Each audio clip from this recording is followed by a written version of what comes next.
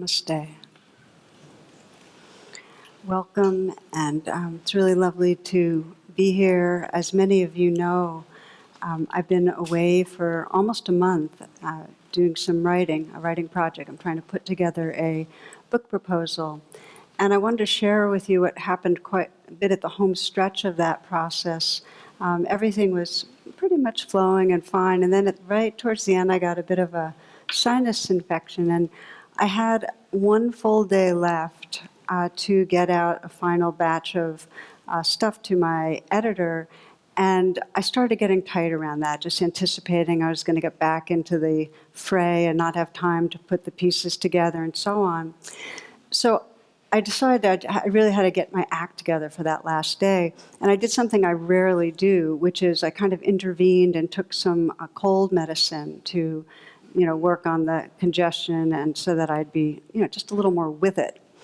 And so I took it and I started in. I got it to the computer and I was really ready to, all guns ablazing. And in about 45 minutes, I felt like I had been hit over the head with a sledgehammer. It's like my brain was pure fuzz. I was, I was just completely in a trance. And I realized I had taken by mistake the nighttime cold medicine. I took the green pill, not the red pill. Anyway, well, I was a zombie through the whole day. And even in my zombiehood, I had enough energy to do a little self-flagellation. I could not believe I had, sacrificed my last day to being in the thickness of, like this kind of trance. So, the day had really mattered. And Jonathan watched me staggering around. He told me that someday I'd look back and laugh, but it wasn't right then, But it was really interesting that somewhere about an hour in, there's this kind of inner zombie voice that said, watch your mind. Now, not a huge amount was happening in my mind, but there was enough that, it was like there was an attitude. And the attitude that I was trudging through this predicament. I was kind of doomed. It was not a good thing. It was a problem. And there was this sense of being a victim of my own stupidity. And just having to live with that, just kind of grudging and these flare-ups of resentment at having been so dumb. It was kind of like the plug had been pulled, and I was like really resenting that. And so I started watching this trance that I was in, with the self-scolding and so on. And the more that I witnessed it, the more on some level the plug was put back in the socket. And it wasn't like I became alert. I didn't. But I wasn't in a trance. There was some background awareness that was just noticing, okay, it's like this. We'll do these little online things we can do in this state of mind since we can't think creatively or clearly. But there was a sense of, okay, this is the kind of day it is. I wasn't at war anymore. And that shift came just from this sense of that rather than being the zombie in the trance, there was a way to bear witness, to watch, and have some more choice. And I actually at one moment thought, wow, I actually feel empowered. Even though I'm not going to get anything done I wanted to get done, there was a sense of being free to choose how I was relating to the day. So I wanted to start with that story because it's an example of how, in a small way, life doesn't cooperate. We don't cooperate and others don't cooperate. And it also happens, as we know, in really deep and big ways that, we really lose our health, or someone that we love does, or that we get into a financial squeeze that really keeps us from being able to feel like we can live our moments, or something's going on with our children that's really, really deeply disturbing. And what happens to us usually, especially if we haven't done much practice, is if there's not a witnessing so much, we are inside the separate self that feels oppressed, victimized, and caught in a problem. So there's not a choice on how to relate. We're disempowered.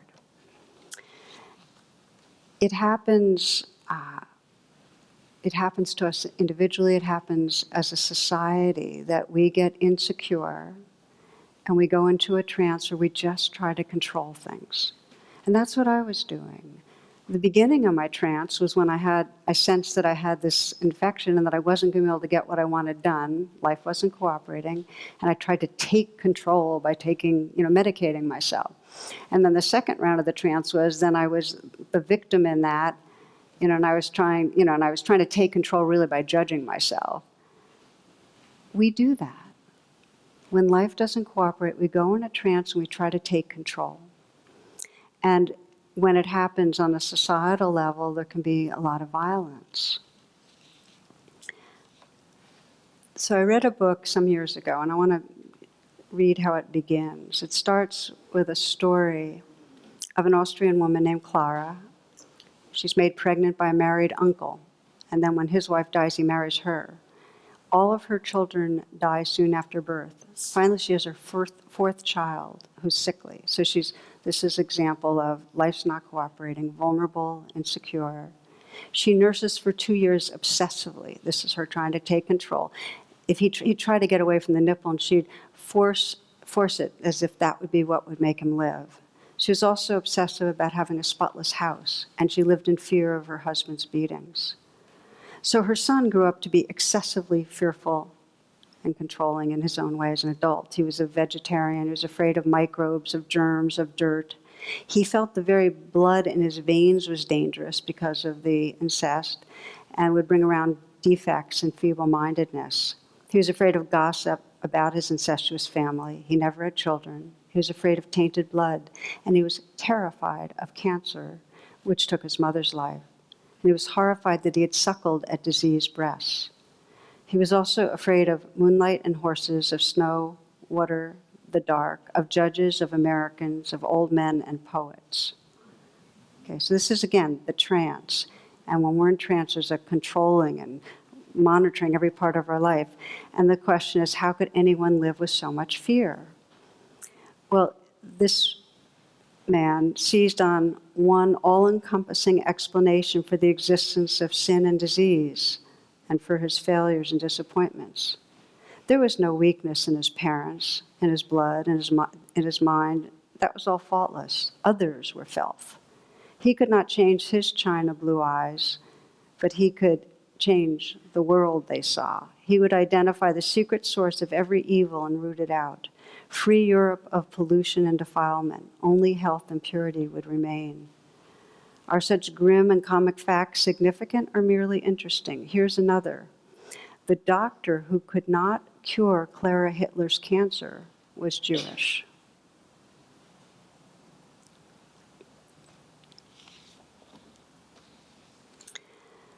So what I'm talking about now and what we're going to explore is the kind of trance where we feel disempowered and insecure and we grasp for control. And how that robs us whenever we're trying to control, whether it's the small ways that I was trying to do it, are these ways where we try to grasp control and ruin our relationships with others and hurt other beings. Whatever level, it's a trance. And how do we wake up from that trance of being insecure and controlling and really come home into trusting the awareness and the love, which is what we really can plug into. Anything else we try to secure ourselves with doesn't really work. So this is really the invitation of spiritual life. It's to, rather than to seek power, try to manipulate our world, it's to discover the source of all power, that awareness and love that really gives us a sense of profound security and freedom. It's really the empowerment that comes when we've connected with timeless spirit. And I love the way Viktor Frankl describes it. Since I invoked Hitler, I'd like to invoke the response to when that control and violence comes your way.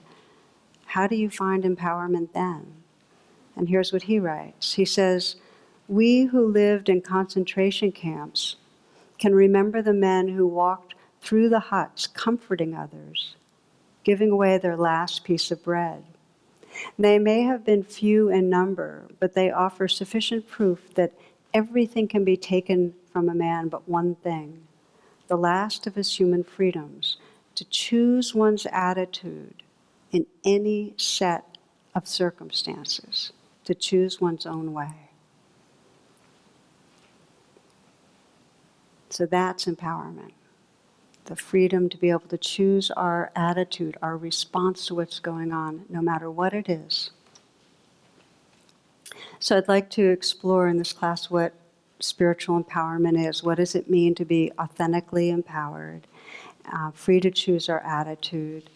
And I'll start with there's the more common understanding and definitions of empowerment. Often they're considered in the more societal context, which is really the degree to which different peoples and populations within a society have access to resources. Okay? Access to food and housing and education and justice. So that's, the domains of shared concern. How much do you have access to? That's generally empowerment on a social level. And then we think of it individually as we're empowered when we have access to our own resourcefulness, to the qualities that we most value in ourselves in those moments. And you know what it's like when you feel like at work that you're actually accessing your clarity or your capacity, some mastery in some area, whether it's writing or being persuasive or helping other people, whatever it happens to be. We feel empowered creatively when in some way we're accessing and channeling that creative talent. When it's in sports, it's when we're in the flow and there's that sense of agility and energy and skill there. So there's different ways that we each can feel empowered at different times. But if they're hitched to our body being in certain condition or our mind being clear, being able to do certain things that clearly come and go, we're in trouble. Because our empowerment, if it's dependent on us, having our athletic prowess, forget it. One little story, I heard two elderly couples were enjoying a friendly conversation, and one of the men was sharing that he was going to a memory clinic now because he was having such trouble, remembering things. He described the different techniques they were using, visualization, association, what a difference it was making. And then his friend asked him what the name of the clinic was. And of course, he went blank, which is what happens. And then a smile broke across his face, and he said, and he asked, what do you call that flower with a long stem and thorns? And the friend said, you mean Rose? He goes, yes, that's it. Hey, Rose, what was the name of that clinic?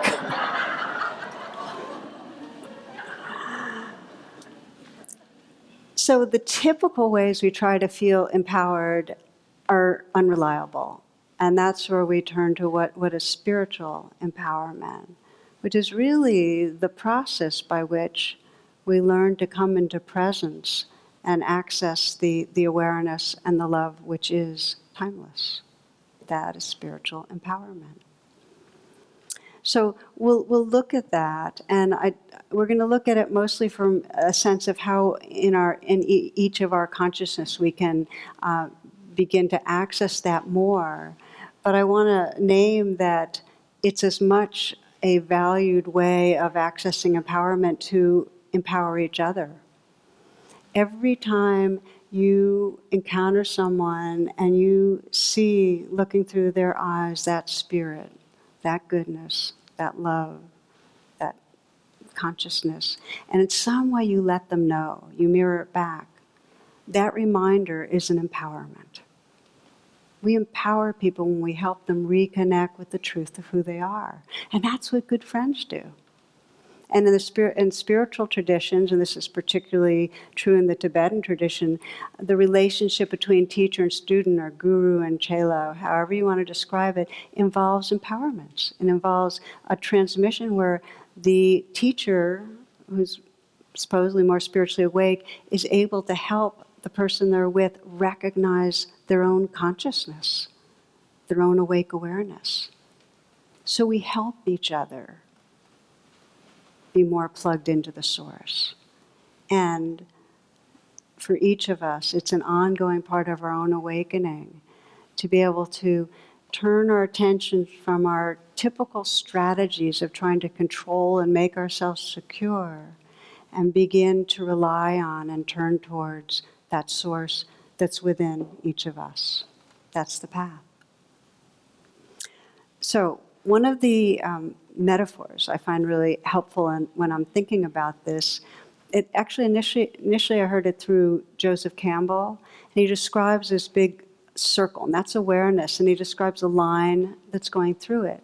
And he says everything that's above the line is consciousness, awake awareness, and everything below is unconsciousness. And it's sometimes called the shadow or whatever, but the idea is whatever's not in awareness, we get identified with. So the process of waking up is to bring the contents of our psyche that we haven't been seeing and feeling into the light of awareness. But what happens when we're living from below the line? That's the realm, below the line, is the realm of trance. It's where there's not that choice to choose our attitude. Instead, we're living on automatic in a kind of reactivity where when life doesn't cooperate, which happens all the time, we want more pleasure and less pain. And so when it's not exactly how we want it, life's not cooperating, when we're living under the line, we're in a kind of reactive trance where we're trying to control things to make them the way we want them. Okay? And it's a limbic reactivity that we use to gain power and security, to defend ourselves. And you can see it if you begin to investigate in all our relationships. And that's where I want to spend a little time, because in a sense,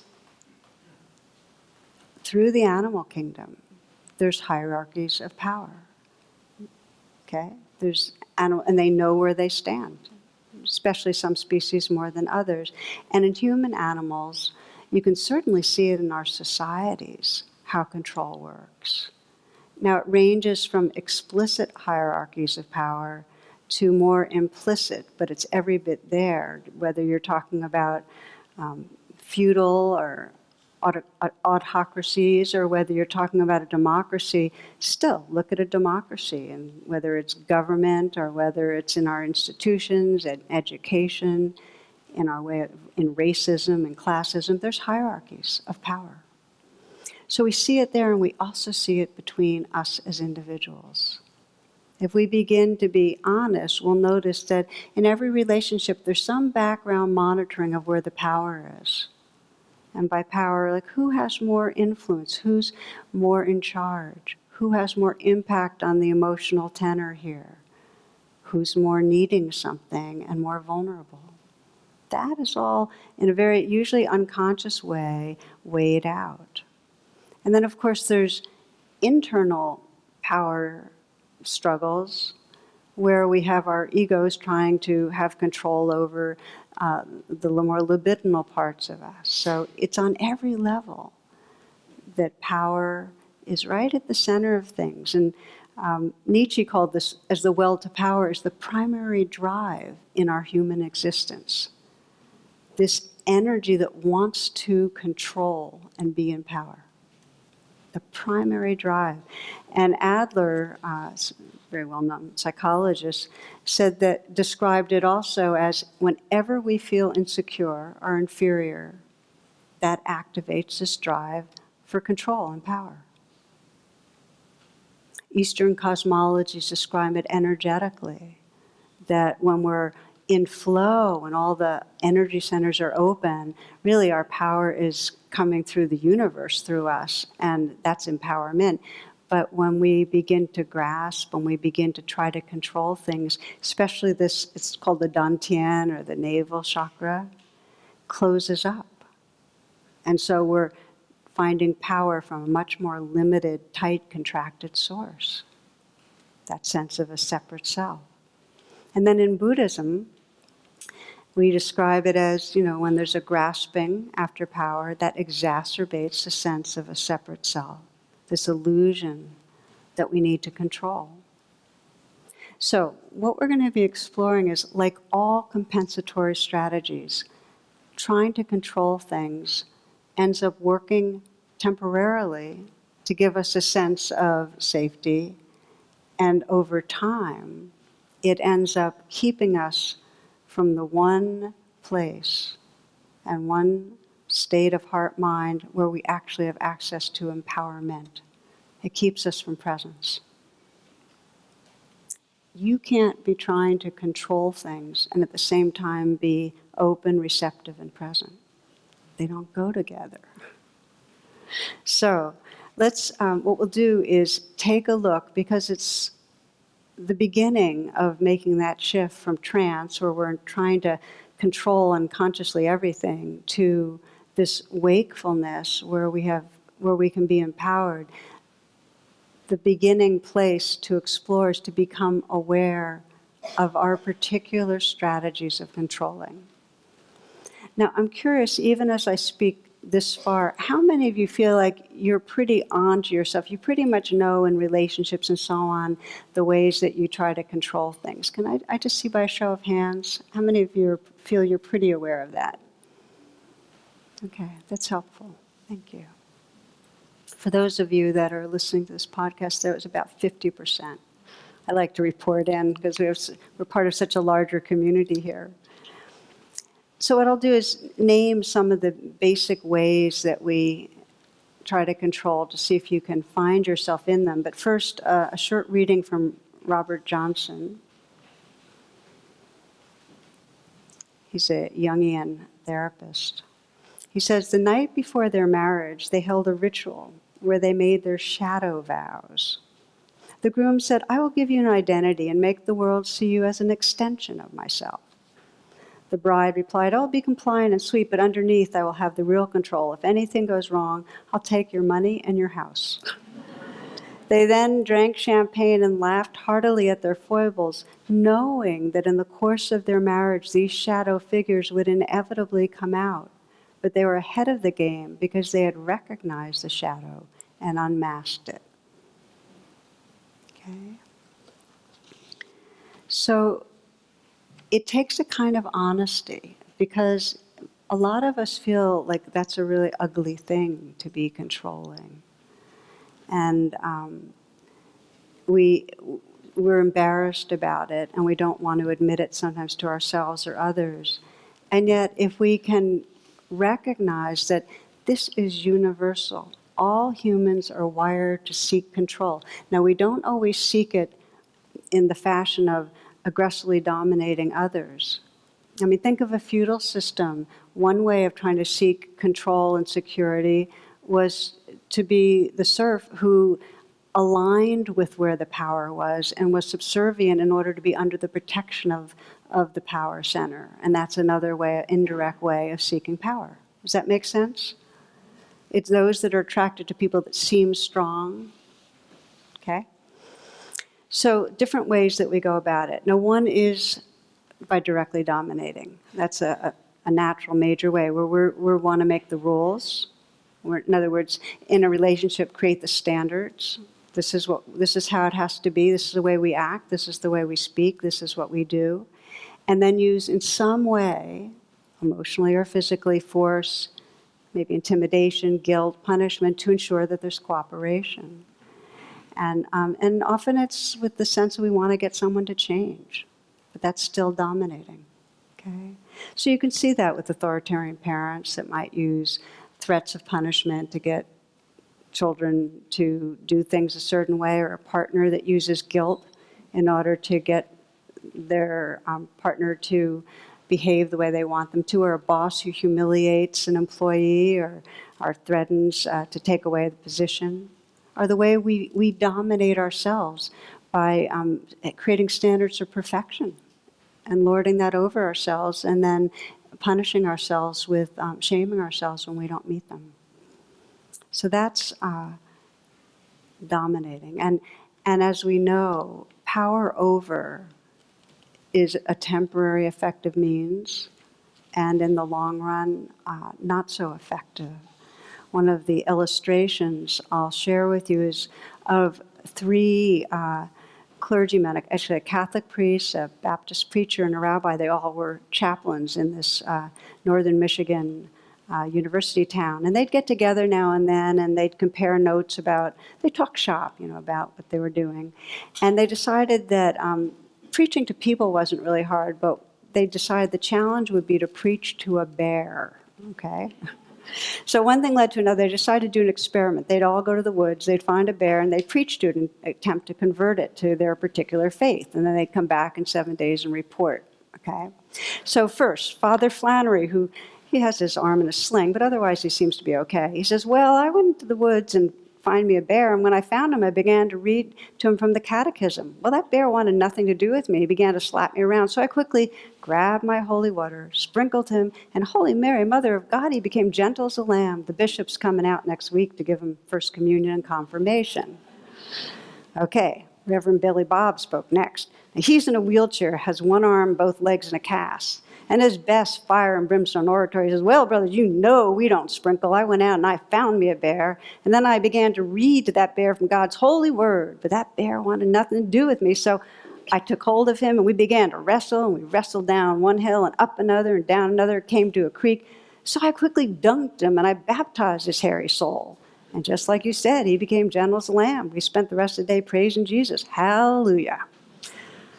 Then the priest and the reverend both looked down at the rabbi. Now, the rabbi's lying in a hospital bed. He's in body cast and traction with IVs and monitors running in and out of him. He's in really bad shape.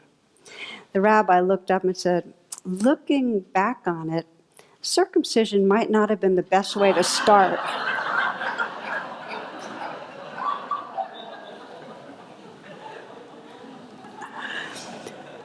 It's not my best illustration of domination, but it was the one that I found in my files. I thought I'd share it.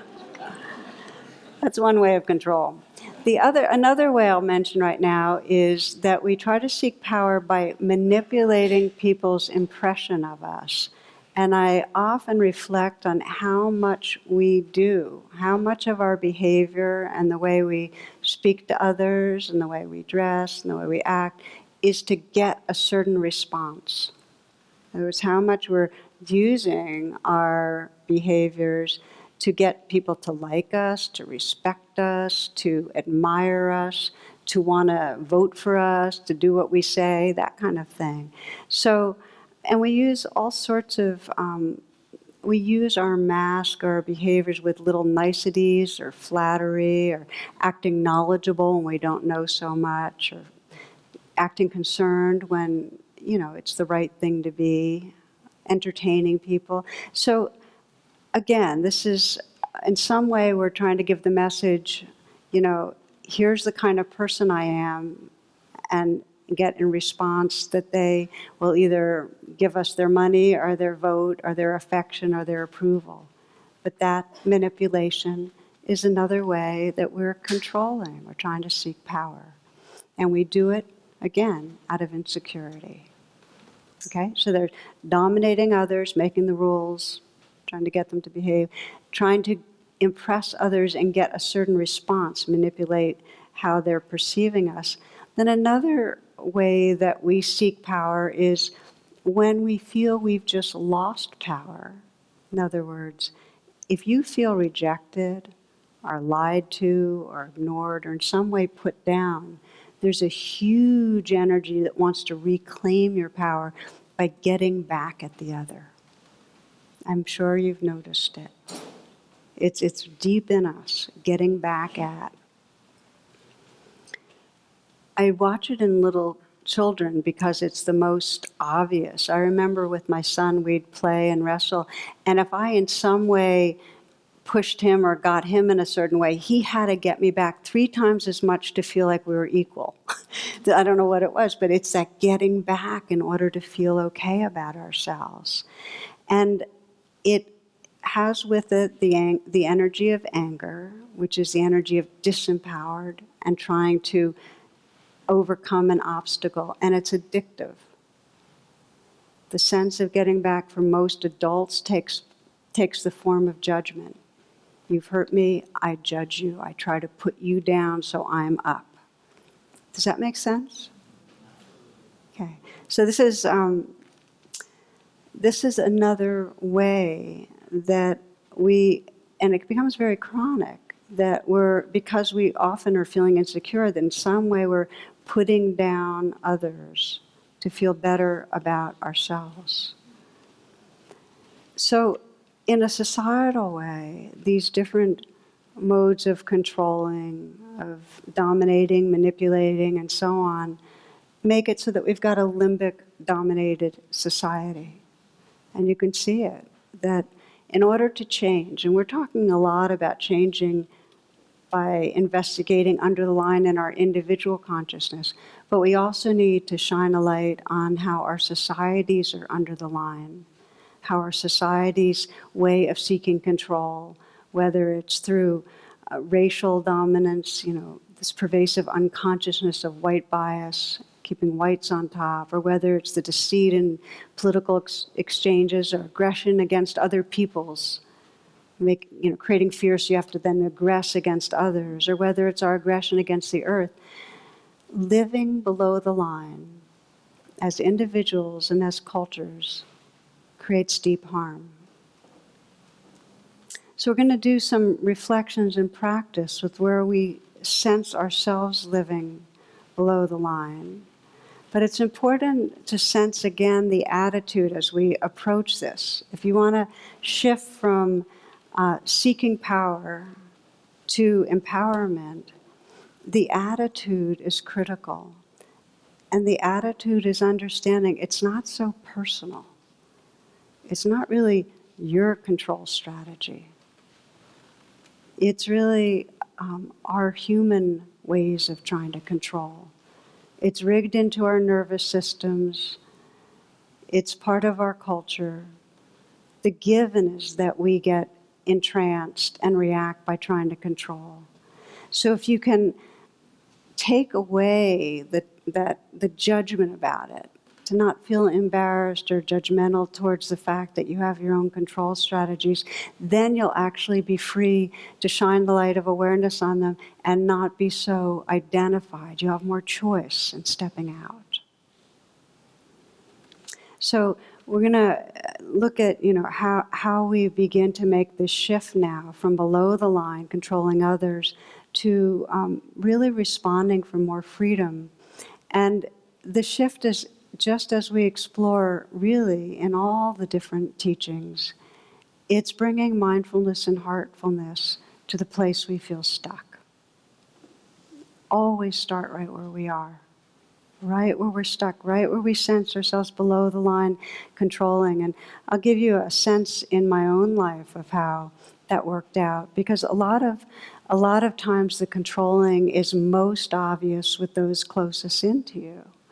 And so for me, one of the most really very vivid memories was with my son through high school of how much my perception was that he wasn't trying hard enough. And because he wasn't trying hard enough, he would end up not being fulfilled and having a happy life. That was my way my brain was going. And he partly agreed that he wasn't trying hard enough. Like, he was a pretty honest guy. And he agreed that he didn't have a wide range of interests. But one of my complaints about him was that I said, you have no wholesome interests. And, I didn't quite use the word wholesome, but, nothing, enriching, that kind of thing. He didn't completely buy that because he felt like his video games were enriching.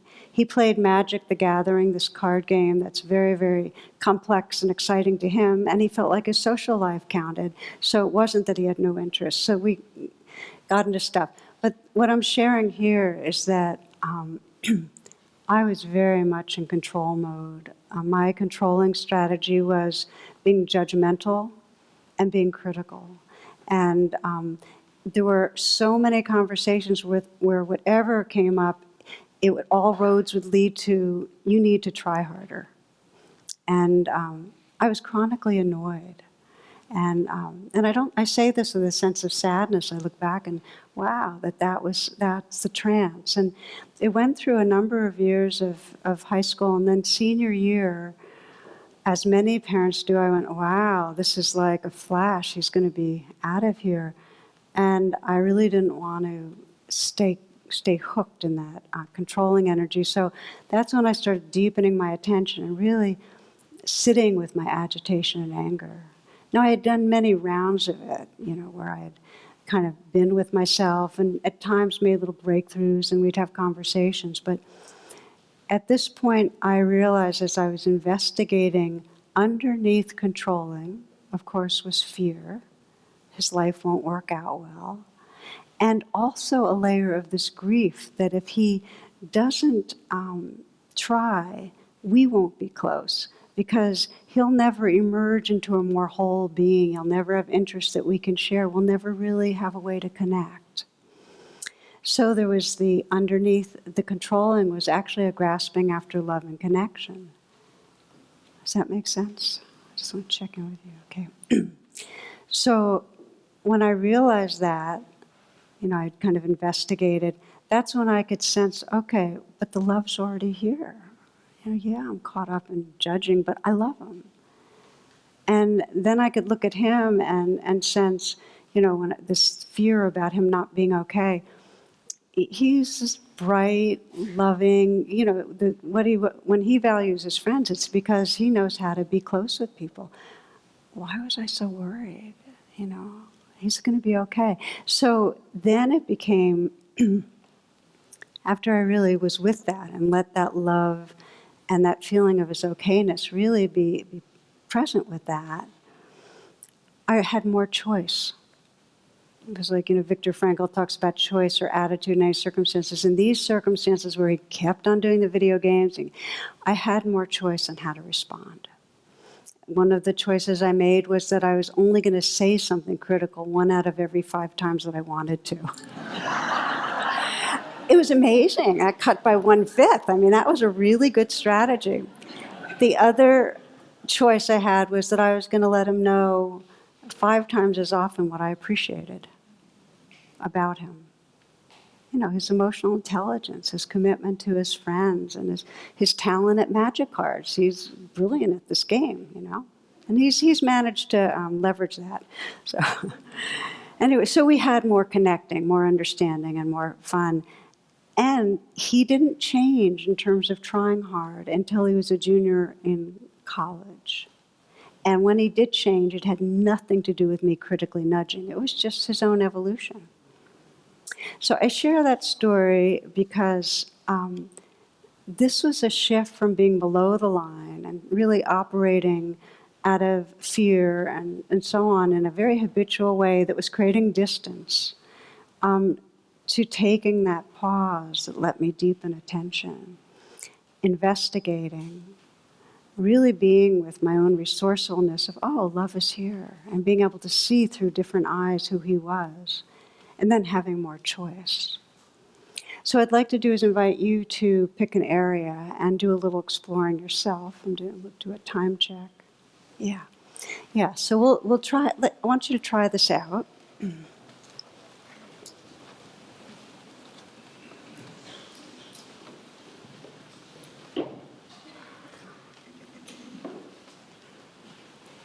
And this way that we're exploring of bringing awareness to a place where we're controlling, we're really using the acronym RAIN of mindfulness and heartfulness just to recognize and allow, okay, this is how I control, to investigate, and then to bring that nurturing, that very kind attention. So I'll walk you through it, but you might begin by scanning your life and sensing where you're aware of controlling. And you might notice where it takes the form of really trying to dominate others by setting the rules and trying to get others to do it according to the way you want them to do it, whether it's in your friendships or at work or family.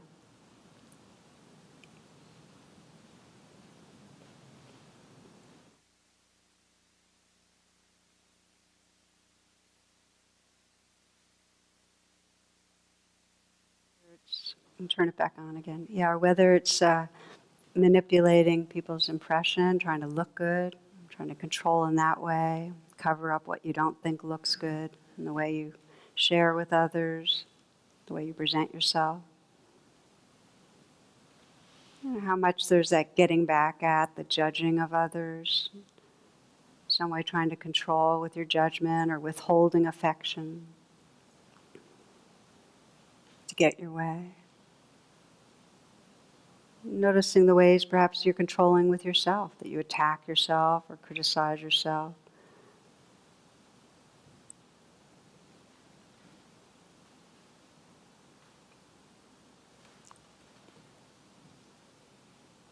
And as you scan, you might pick something that you feel ready to bring your attention to. I wouldn't bring it where you sense underneath the controlling is major trauma. That won't serve you. But something where you just sense you've gotten habituated and you might be able to find some more space in it if you take a closer look. Some place that you know you're below the line, but you're somewhat aware of that.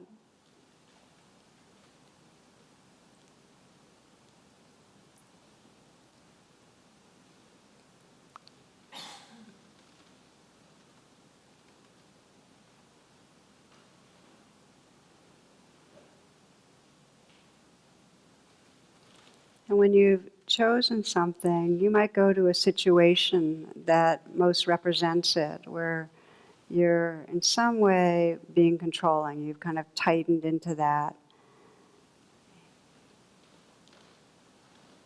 trying to find power in the situation to get what you want. And the first step is just to recognize it. Make it sort of like you're witnessing it. The first step above the line is to witness what's going on. Just notice this is a strategy, one of these human strategies to try to find our power. And from the witness position, you can sense that just to allow it to be there. This is rain. Recognize and allow. Witness. Let it be there.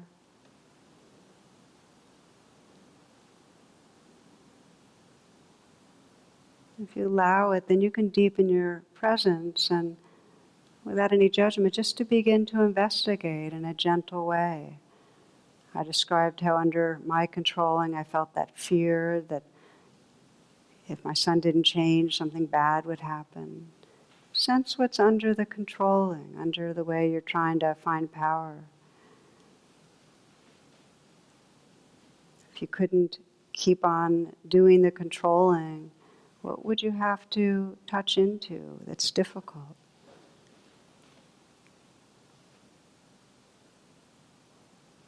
What bad might happen? What might you lose?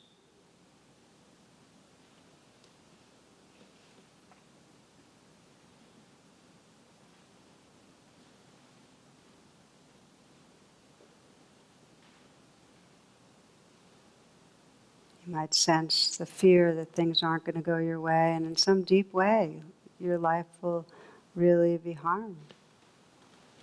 We hold tight to control. And from the place that feels most insecure, underneath the controller, you might sense what's the deepest need that's there? What does that part of you most need? For me, I needed to be reminded that love was already here. To trust that. To trust the basic intelligence and goodness of my son. What does that part of you need? What sense of perhaps that part needs to feel seen or loved, held, forgiven?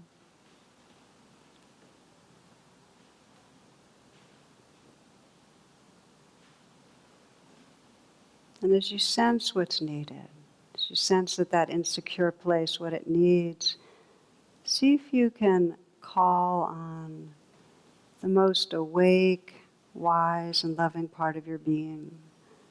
That part that's witnessing and feeling with tenderness what's happening, that's kind of behind your eyes and behind your being, bearing witness with care. Sometimes we think of it as our future self, that which we're evolving into. And see if you can call on that part of you And let the resources and love and understanding of that part flow into this insecure place.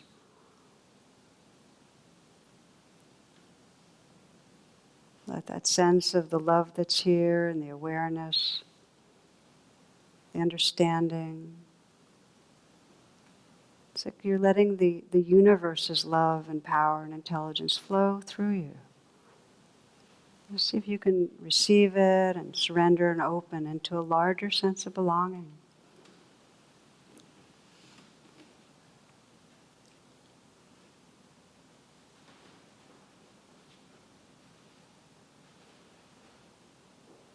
We only need to control when we're separate and cut off, when we start feeling ourselves hooked into the universe, the love that flows through and that awakeness and awareness. Then we can just rest in that and trust.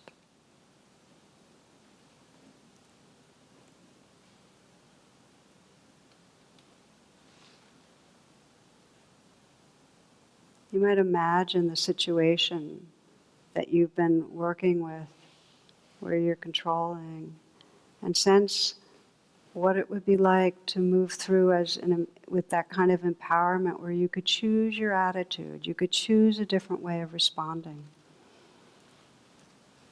What would that be like?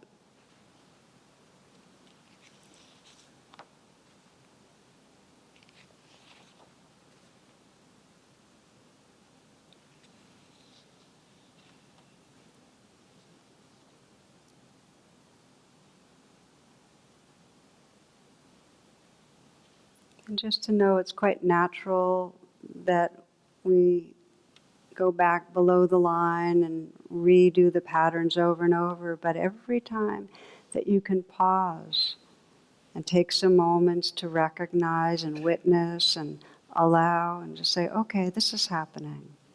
And then investigate a little and get in touch with that insecurity. And then really call on the highest part of your being, the love, the wisdom. Invite that to live through you fully, to fill your cells and your heart and your being. You'll get a taste of that empowerment, of shifting from trying to find power as a separate self to opening to the love and awareness that lives through this whole universe, letting that empower you. As you're ready, you can open your eyes, and we'll just finish with a little bit of, just to get a sense of what's possible.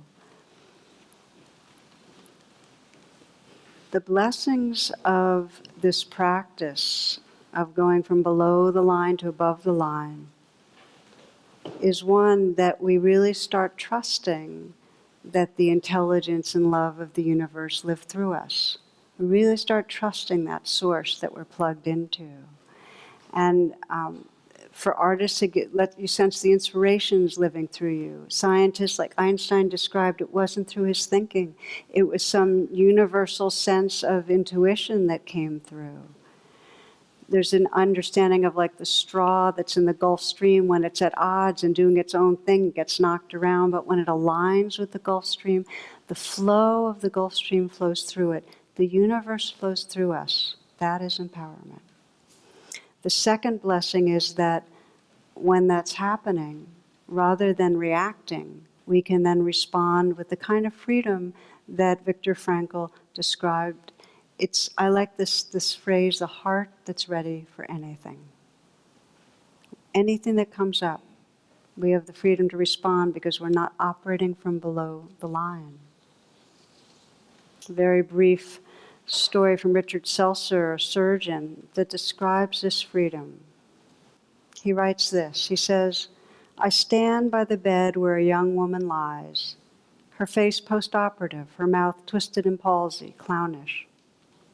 A tiny twig of the facial nerve, the one to the muscles of her mouth, has been severed. She will be thus from now on. The surgeon had followed with religious fervor the curve of her flesh, I promise you that. Nevertheless, to remove the tumor in her cheek, I had to cut the little nerve. Her young husband is in the room. He stands the opposite side of the bed, and together they seem to dwell in the evening lamplight, isolated from me, private. Who are they, I ask myself, he and this wry mouth I have made, who gaze at and touch each other so generously. The young woman speaks. Will my mouth always be like this, she asks. Yes, I say, it will. It's because the nerve was cut. She nods and is silent. But the young man smiles. I like it, he says. It's kind of cute. And all at once I know who he is. I understand and I lower my gaze. One is not bold in an encounter with a god. Unmindful, he bends to kiss her crooked mouth, and I am so close I can see how he twists his own lips to accommodate to hers, to show her that their kiss still works.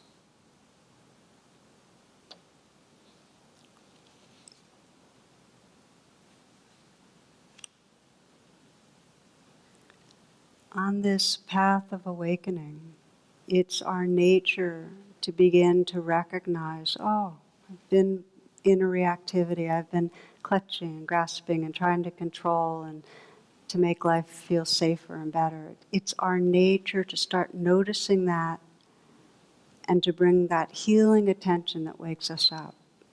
And so we'll close with just a very short few moments of again, opening to that place of spiritual empowerment where we're really present with all that's here.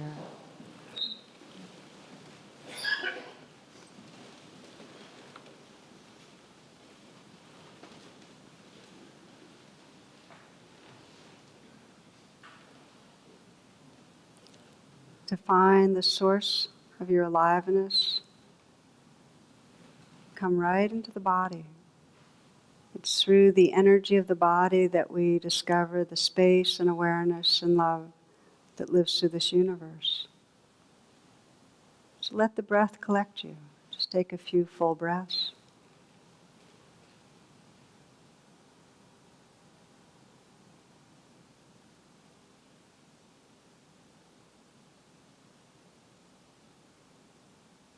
And in the stillness, feel the aliveness of your body. Feel the tingling in the hands, the tingling in the feet. Let there be an openness at the chest. Let awareness fill the heart.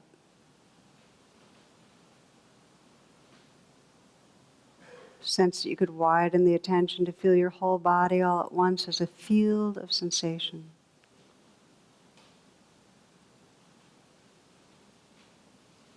The universe living through you. Listening to these words from the Radiant Sutras, it's translated by Roche. Rivers of power flowing everywhere. Fields of magnetism relating everything. This is your origin. This is your lineage. The current of creation is right here, coursing through subtle channels, animating this very form. Follow the gentle touch of life, soft as the footprint of an ant, as tiny sensations open to vastness. Power sings as it flows, electrifies the organs of sensing, becomes liquid light, nourishes your entire being. Celebrate the boundary where streams join the sea, where body meets infinity.